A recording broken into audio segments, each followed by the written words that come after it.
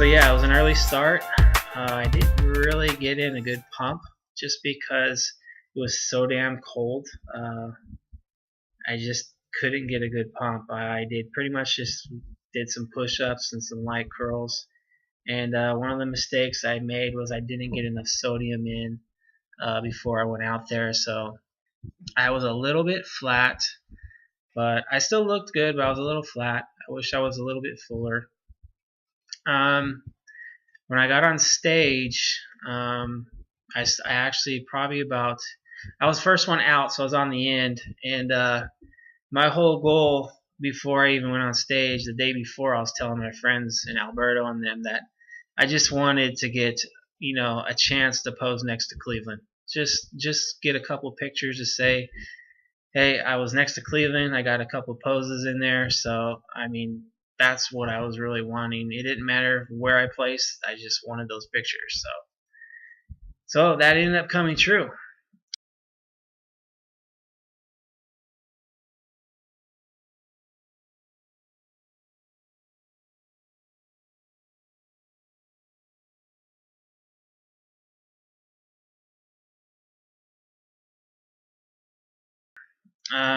But wait, before that happened, kind of a cool story because I know I'm rambling a lot, but it's a cool story.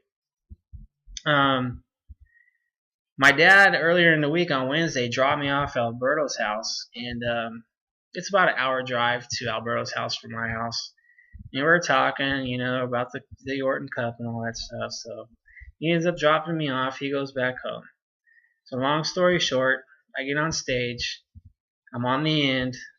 The first thing I look up, I'm in my front relaxed. I look down. I see Doug Miller on my right. He's a judge. I'm like, wow, that's one of the best natural bodybuilders on the planet. He's judging. I look to the other side. There's Philip Ricardo on the very other side of the judges table. So I'm like, wow, this is totally awesome. You got two of the best natural bodybuilders in the world judging me. So I was, it doesn't get any better than that. But for some reason, I look up in the first row. I see Brett. I see Melissa. I see Phil Cohen. Recognize him from the forums on bodybuilding.com. So I was like, this is cool. I got friends in the audience. But right next to him, I kind of see this guy with a white hat and glasses. I'm like, that kind of looks like my dad.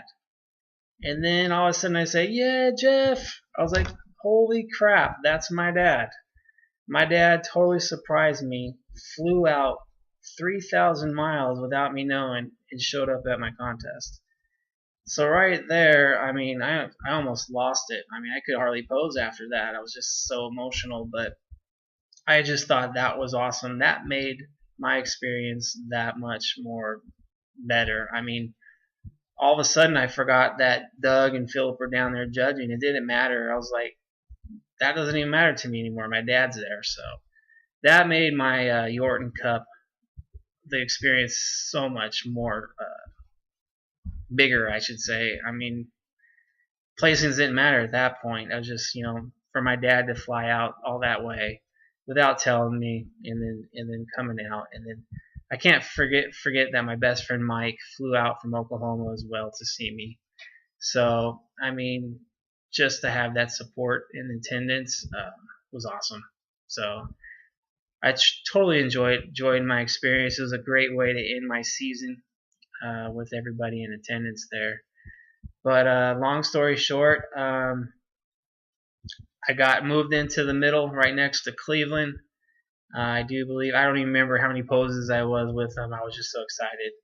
I know we got in I think we did front double bicep, front lat spread. I don't remember what else, but just standing, getting a good fair look with those guys was awesome. And then eventually I got moved out to the side. So I wasn't obviously good enough to be in the top 5. So I got moved out, which is fine.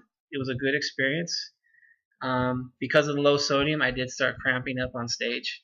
So that's something I will have to address in the future. But it was a great learning experience. So. But anyway, my finals routine didn't go off as well as I had planned. I didn't practice like I should have. I had to use a different song than I did for the Kansas show because it had a 60-second time limit, so I had to change. And I just didn't I just didn't put enough time in. That's one of my things I like to preach to people is to take time to practice, and obviously I didn't follow through on my own life. So I am human. I do make mistakes, and that's one of the things for the next Yorton Cup. I'll definitely practice a lot more. But I did happen to notice right when my routine ended, Philip Ricardo was clapping for me, so that kind of made my day.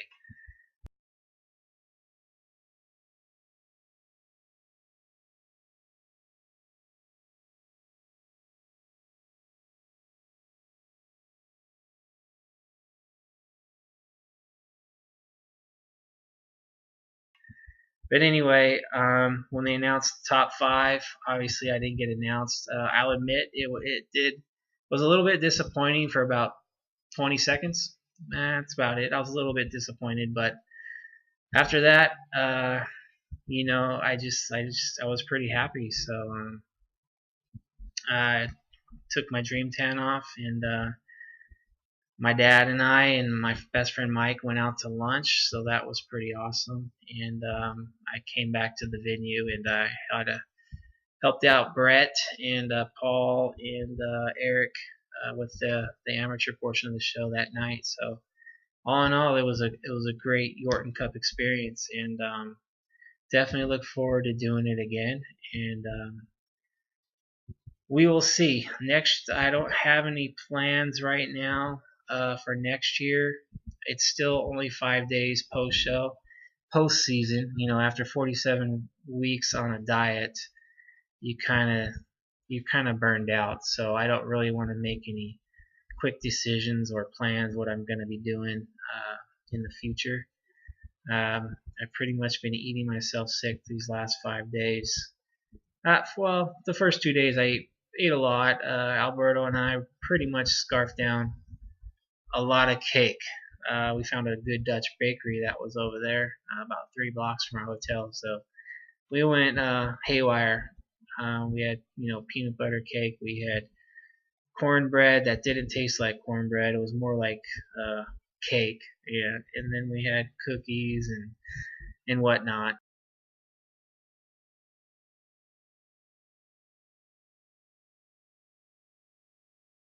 Plus, we made a there was a Five Guys about a mile away from our hotel, but we didn't have a car, so we decided to walk. It was probably about 8:30 at night. I said, "Hey, let's go get a Five Guys burger." So we walked. It was pretty cold, but we made the cold walk, had a Five Guy burger, enjoyed ourselves, and we walked back. And it was even colder when we walked back, but well worth it. And then and then the next day on Sunday, went down to Washington D.C., took in some sights, saw the Lincoln Memorial, spent a few hours down there. That was a good time. And then pretty much that night, I got up at 2 in the morning, left the hotel at 3 in the morning on Monday, and flew back home to California. So it was a great time. And like I said, 5 days post show. I don't want to make any quick decisions on what my plans are going to be. I would like to do a powerlifting meet sometime in the next. I was planning on December, but I don't think I'll be ready. So maybe early next year, it'll be my first one. I'm not really the strongest guy in the world, so I'm doing it more for fun and to do it with my teammates. So I will be doing that. And as far as bodybuilding, like I said, I don't want to make a quick decision.